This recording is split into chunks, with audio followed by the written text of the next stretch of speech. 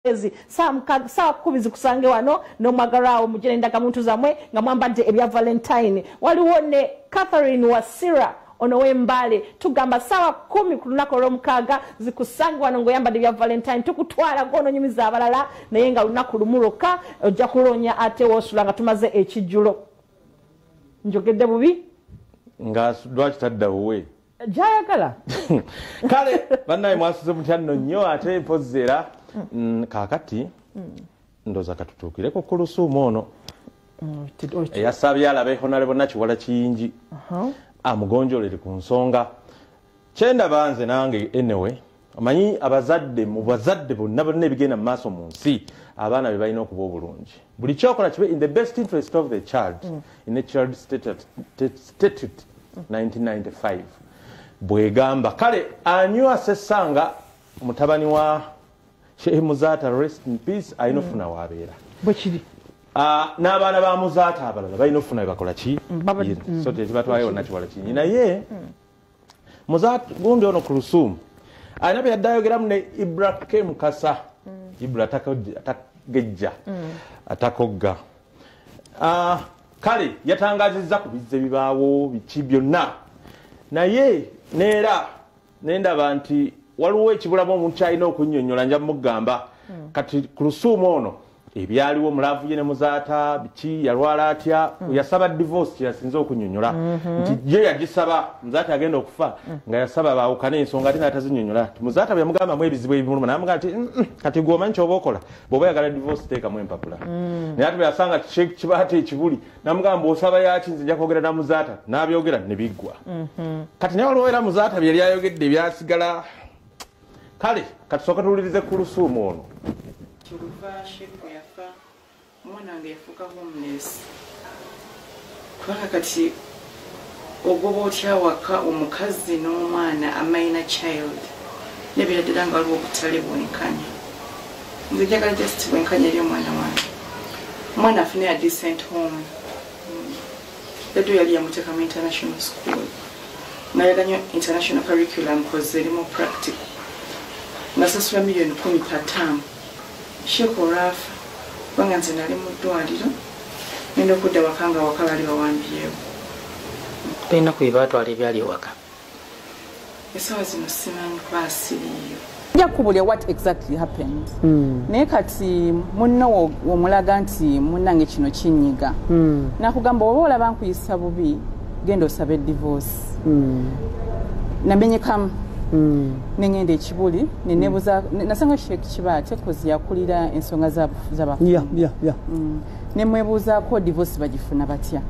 nantekinga through emitendera gye bagifunamu nangamba njagala ompandiikira akapapula otekeko intention n'ensonga zo lwaki oyagala okusaba divorce mbani twakafuluma nkubira essimu nangamba omwami ngenda kwogera naye kanapapula tekakola njagala you go type a letter nambulenge gye bagiwandiikamu nangamba ofune ba witnesses nga basajja babiri kati wamukubira essimu nti Hajjati abadde wano nenga simu mativu abadde abooza divorce eno bagikola batya namugamba nti ensonga za Hajjati ngenda kuzimaliriza kati Seeka Kibaate namugamba kale kati ankubira essimu angamba nti Sheikh mukubidde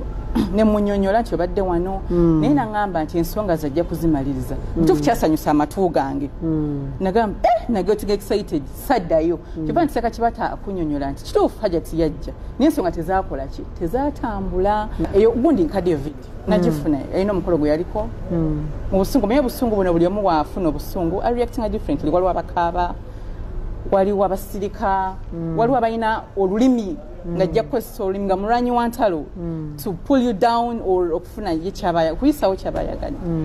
naye nina katambi ate kena kuweereza nga yabyejjusa bwe bityo ebyamaka bannaye bintu bizibu era buli agalimu akimanyi n'atagaliimu genda ng'okimanyi nti si byangu tekaba kayoweevu era Sheikh Muzata yafa alina byayogedde ku bakyala be oba yali agamba Amina Bugirita oba yali agamba yanoba emyaka oba yali agamba ono naye ye yali amanyi era ebintu bye baagala okumanya ebisaasi by'endowooza ebikyasi ate babuze wabisaabulula obulungi bye bino bye twabalagako nze nina omukwano bannange era omuntu abeera yalwala bwenzi butambuze naye omuntu beautiful girl omuntu olina ne phd bageri kati onoyambala otya gawuni owulidde ojambala otya aye n'omaliriza ng'okoze ekisembayo aye ne bakukwata nga wefutani house boy inna ilaihi rajiun bino atabyagala sibirye byange bino nze byogera atabyagala afume mututeekako nyo ebigambo gambwe ne mutwonoona mu bantu abasajja bali wano abali innocent naye abakazi babateekako agagambo mangi ate talina wakwewolezaako subhana rabbika rabbil izzati amma yasifun wasalamun ala almursalin walhamdulillahi rabbil alamin. Amina ya rabbi. Assalamu alaikum wa rahmatullahi wa barakatuh. Wa alaikum assalam wa rahmatullahi. Banna mulimu omuntu afa n'abasigala ku mitima Sheikh Muzata banaye watukola ekintu ekibi nga gwolina ebitone byonna gwe mwogezi gwe atatya gwe munaddiini bannange katonda ono eno yaleeta ate yajjawo Evelyn Lagu struggle ekyagenda mu maaso okumugulira ensigo ya bukadde 250 tusewa kati nasemba okwogera naye ku Lwomukaaga ng'alinawo obukadde 5 oba kati ayingidde 10 tubulayo 200 bannange kaba katonda naye maama Fiina teyabiyingiddemu ebintu bijja kuggwa bwe ndowooza kubanga yagambye ku Lwomukaaga nti twoza mmotoka bamisaaki kati emmotoka bwe tujja ku papazi ng'abantu batandika okwoza buli zivaamu Evelyn Lagu oba mitwalo 10 eriyo gye bagiwoleza bameka binyana kikola ki kiggwa kati ekizibu maama Fiina bwe yayogedde nti musondere Evelyn Lagu sente ale batandise zisindika ku simu ya maama Fiina nga balina akajanja nga tulaga wano essimu bulijjo naye kwe kugamba nti buli gwe nali nnyambye sente ziwe Evelyn Lagu omanya ayambye bangi nga bw'omanyi myaka 2 oba mumeka awo tezigweyo zijja kuggwayo wuno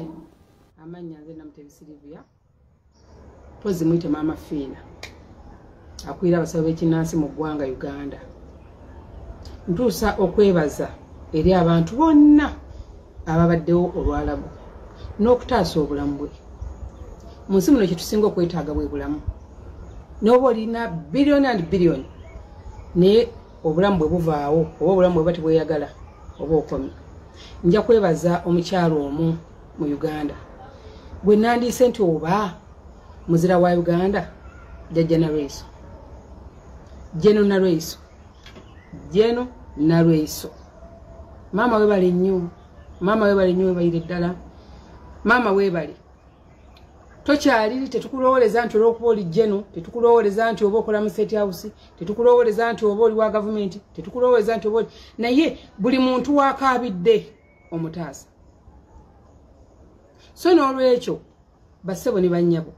bw'abanga Lagu yafuna omukisa ne bamukwatako naffe yesaawa nga mikwano gye nga baganda be nga bannyina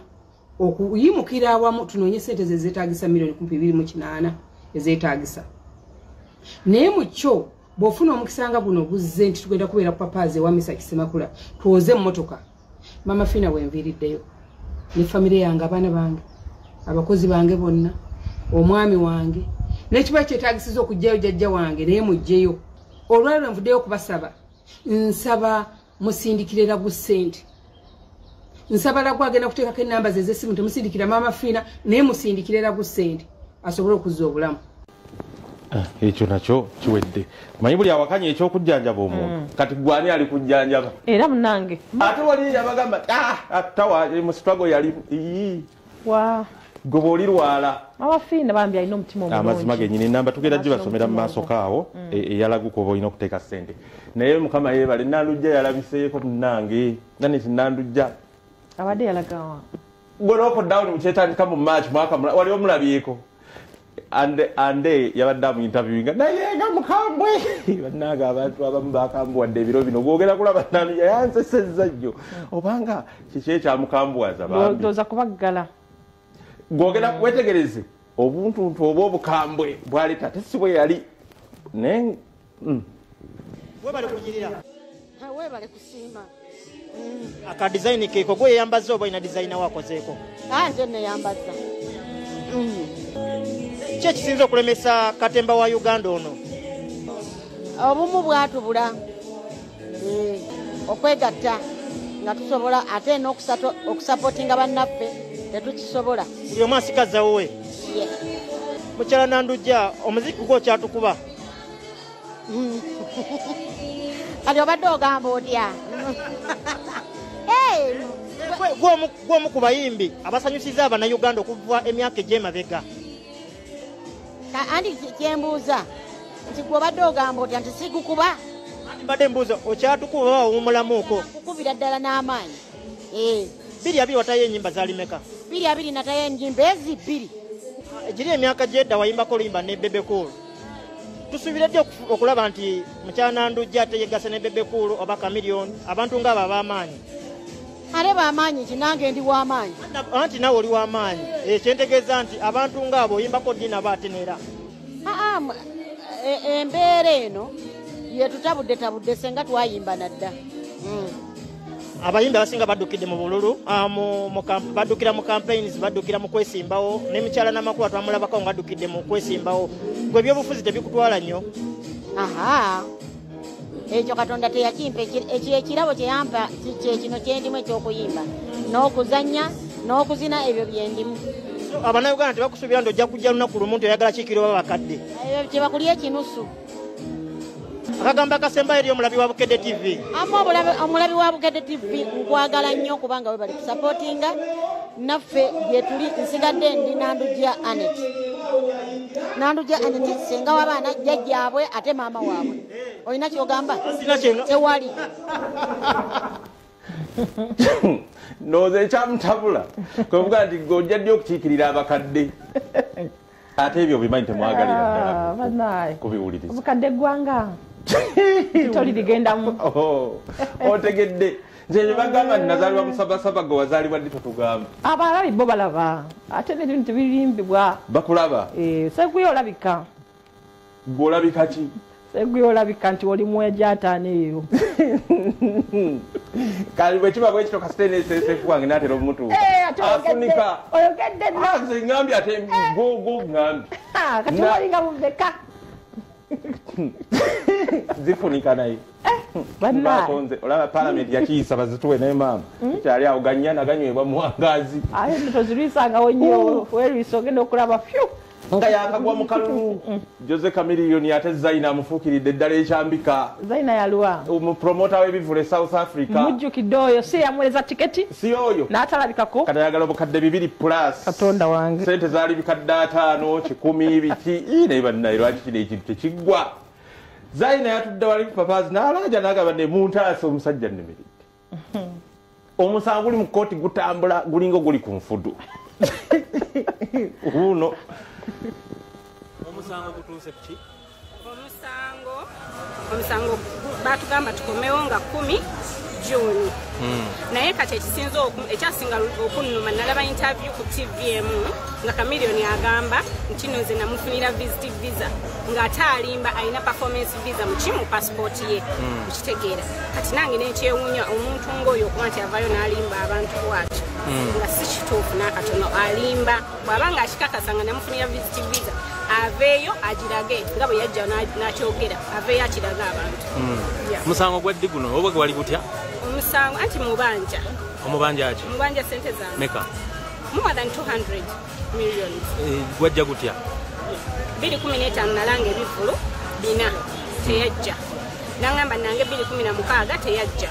nembeerawo nga ninze mmanyi oba nankubira nampa date ye gyayagala nagenda olaba muntu omulala nga yamulanga najja namuleeta South Africa nga nze tanaba kunkolera ate tanaba nakunsasula sente zange kati oyagala kuwa emmeka kooti yenesalawo sente zalina okumpa kubanga buli lwenzija Uganda mba nnyongera ku sente zemba nkozeseza nka anamuwulira bintu bizibu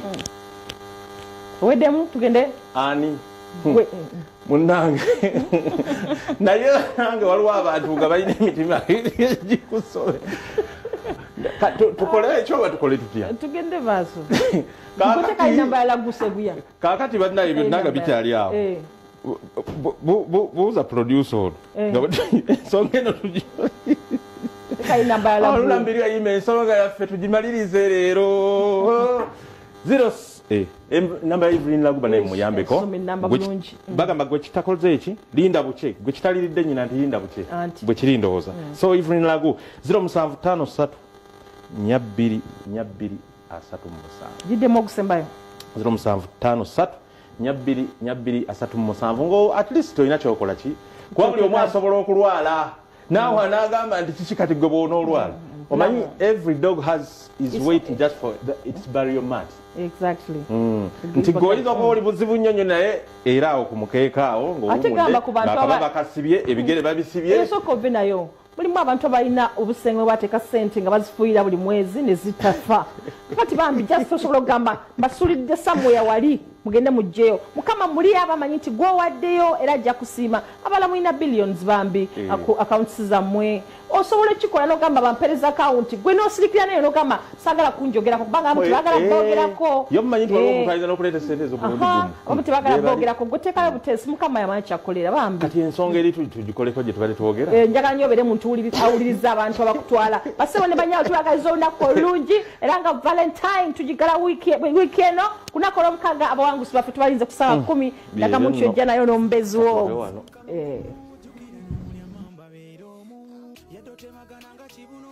mukwano supidi nakwatamu boy simanyi shadirira